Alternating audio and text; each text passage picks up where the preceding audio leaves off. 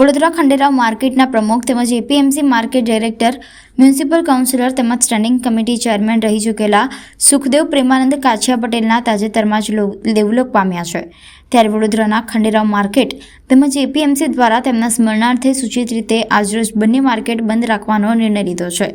સમાજ તેમજ વેપારીઓને આગળ વધવાનો નિર્ણય સુખદેવ પ્રેમાનંદ કાછિયા પટેલ દ્વારા લેવામાં આવ્યો હતો, જેના કારણે જ્યારે એપીએમસી માર્કેટ સિટીમાંથી હાઈવે ઉપર ખસેડવામાં આવ્યું હતું ત્યારે ઘણા વેપારીઓ મૂંઝવણમાં હતા કે તેઓનો ધંધો ત્યાં થશે કે નહીં, પણ તેમને વેપારીઓની મૂંઝવણ દૂર કરી માર્ગદર્શન પૂરું પાડ્યું હતું, જેથી અનેક વેપારીઓએ નજીવા ભાવે એપીએમસી માર્કેટમાં દુકાનો લીધી હતી ને એ દુકાનો હવે કરોડોની થઈ ગઈ છે।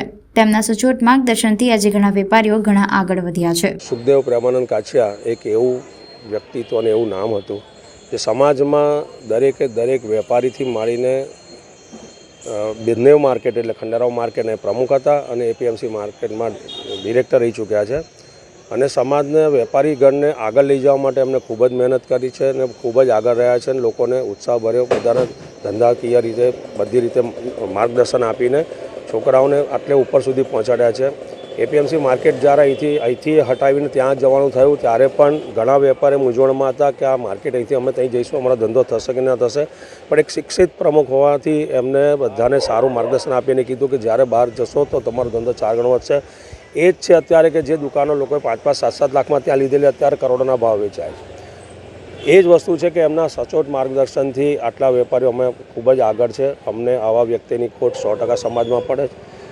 એક બાજુ એ કાઉન્સિલર બી રહી ચૂક્યા છે, સ્ટેન્ડિંગ કમિટી ચેરમેન બી રહી ચૂક્યા છે, એક શિક્ષિત હતા, એ શ્રેષ્ઠ સ્કૂલમાં શિક્ષક પણ હતા અને હેતલ ક્લાસીસ પણ ચલાવતા હતા, ઘણા કાચા સમાજના છોકરા એમની હાથ નીચે ભણ્યા છે।